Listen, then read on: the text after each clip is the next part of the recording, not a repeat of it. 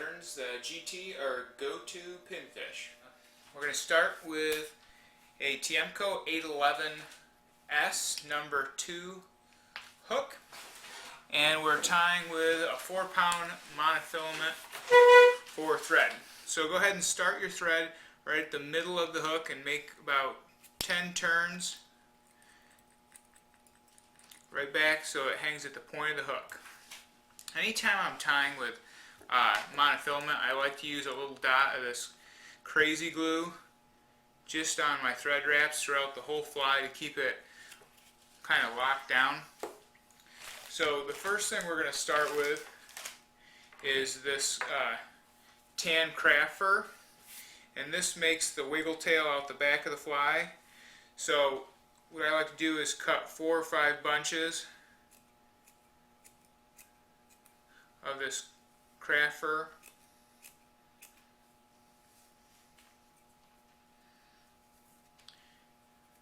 And then take out any of these loose hairs you may have. So we're going to put this in about twice the hook length. I'm just going to cut off these tips and kind of wrap this around the hook. 2 loose wraps, pull it tight, and wrap it right in. Okay, so we're still right at the hook point, or just a little bit in front.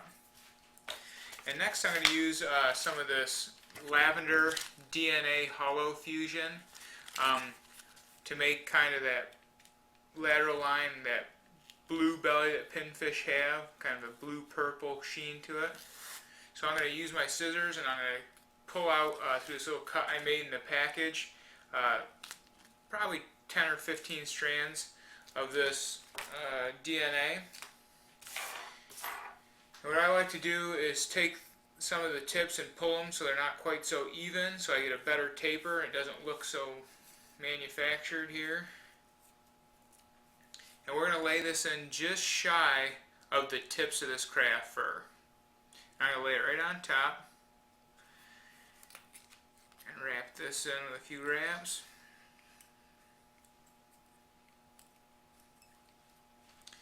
And then what I like to do is split it and cut it short and kind of uneven here.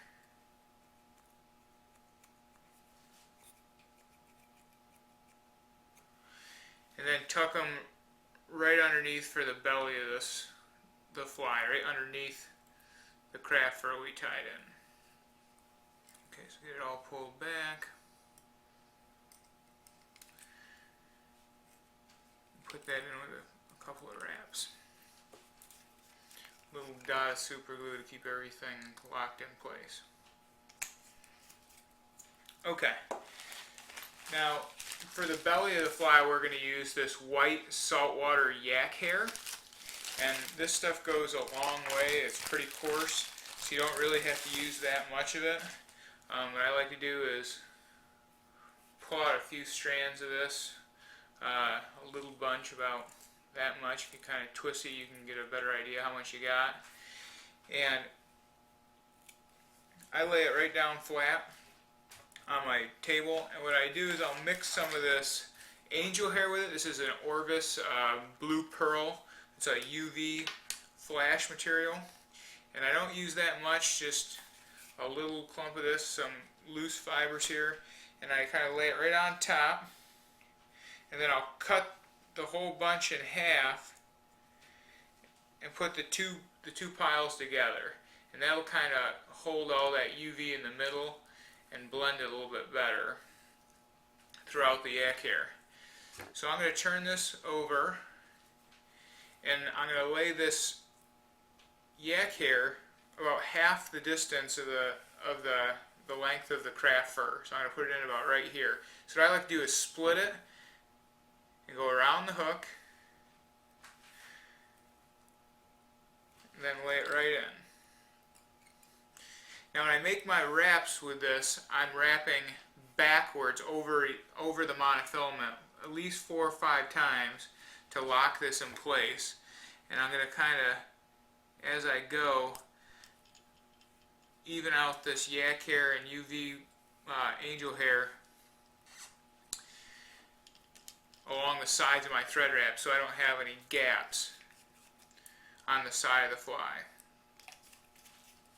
So I'm going to go ahead and cut this off, and I'm going to use this tan yak hair for the top. Now we're going to use the same amount, but with this, with the tan, I'm going to blend it with some gold angel hair. So I'll lay this right down. I'm going to keep this white separate, and I'm going to use the gold holographic for the top of the fly. So just a few strands, lay those right on top.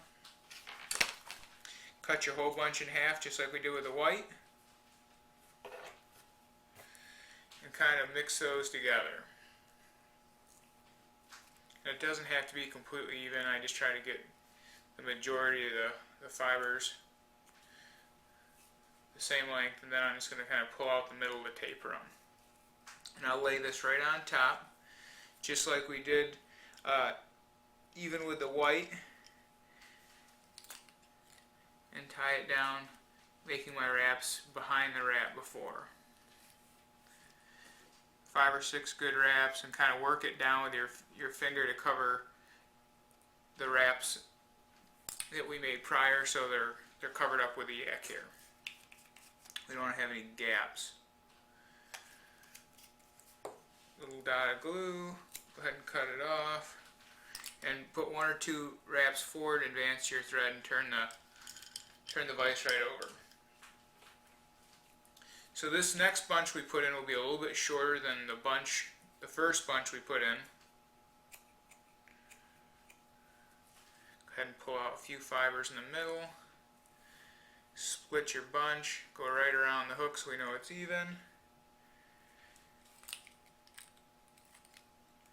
And tie it right in with 4 or 5 good wraps.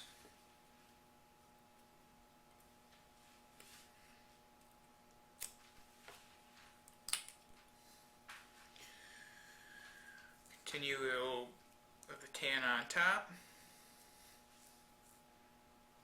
A little bit shorter than the bunch we put in before.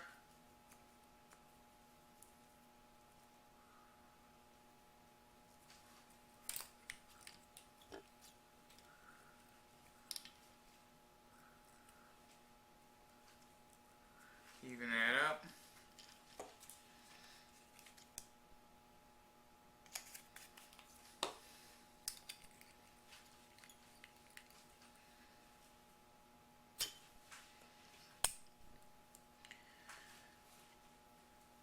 Now for the gills, what I like to do is use a little bunch of this, it's Supreme hair, and I leave the melted end so all the fibers stay even.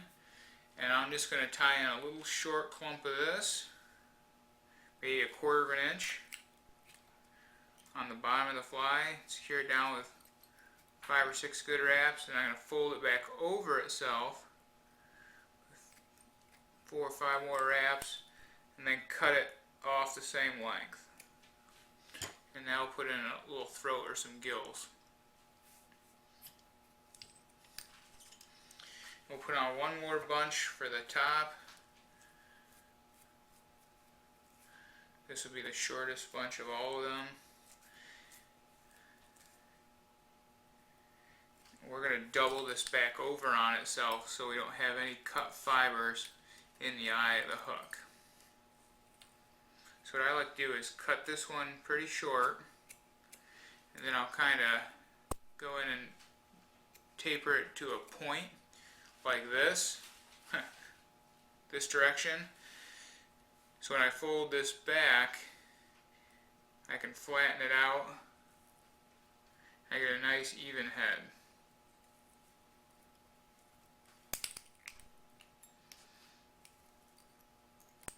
Make some nice tight wraps here. And this kind of stacks up a little bit higher for the front of the fly, and we don't have any loose hairs in the eye of the hook. Okay, we're going to go ahead and whip finish this off. Now, anytime I'm tying with monofilament, I do 2 whip finish because they have a tendency to slip.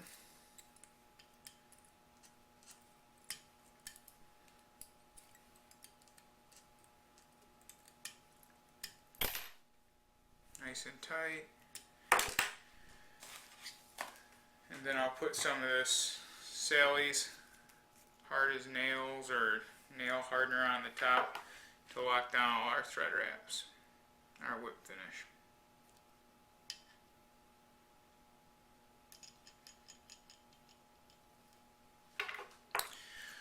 Okay, for the eyes I like to use E6000.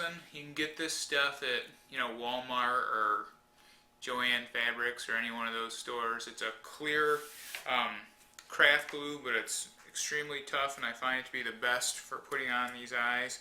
They don't ever come off once they're on.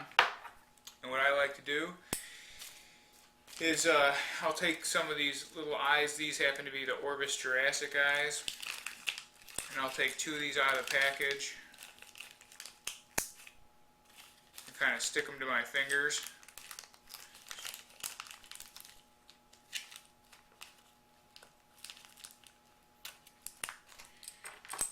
And I'll take a little dot of this glue and I'll lay the eye onto the dot of glue. Okay, now I can work with the eye and slide it out of off the bodkin without a lot of adjustment, without having to dip back into that glue. Okay, I'll do the same on the second one. Put a little dot of glue on, take any loose strands off, lay the eye right onto the glue, and then I can turn the eye whatever direction it is. These happen to be like an oval eye, so you have to adjust them so they point up. And I can now even them up on top and push them into place without getting a lot of glue all over the rest of the fly. Okay? Okay, now that this is pretty much dry, before we put the stripes on, I'll do any trimming that I have to do. So typically I'll take this out of the vise and I'll spread out these fibers, and I'll just trim any kind of long ones out of the way and just kind of shape it like a bait fish, so it kind of tapers back towards the tail. I like to leave the top a little bit more full than the bottom so it doesn't have a tendency to turn over on me. And I'll just clear that hook gap and then just round it right back towards the tail. I'm trying not to cut any of that craft fur off. So now I got the basic shape. Put it back in the vise. And what I like to do is to start on the opposite side with my marker, either a Sharpie or a Prismacolor, whatever you want to use there. And I'll kind of lay it flat and put in my stripes on the far side first, kind of hold it nice and tight.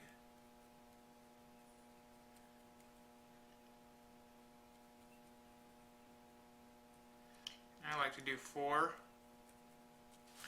And then I can turn the fly away from me here and do the near side, because I can see where my stripes are and they'll be even. Just kind of dot those in there. And that's it. That's my GT pinfish.